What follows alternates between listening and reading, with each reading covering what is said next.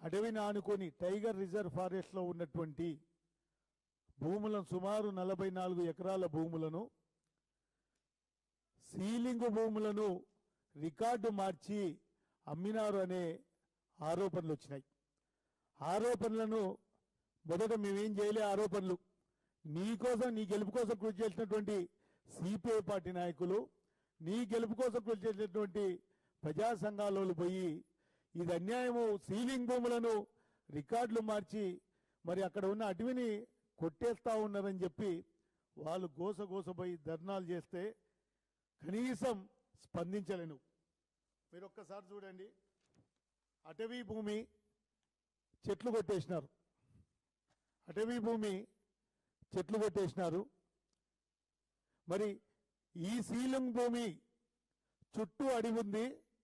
ఈ సీలింగ్ భూమిని ఇన్ని రోజులు లేని ఎందుకు చేతులు మార్చిండ్రు? దీని వెనుక ఉన్న వ్యక్తులు ఎవరు? ఇక్కడ ఎవరు నేచురోపతి హాస్పిటల్ పెడతారని చెప్పి సుమారు ఆ చుట్టూ ఉన్నటువంటి ఫారెస్ట్ ల్యాండ్ను కూడా కొట్టినారు.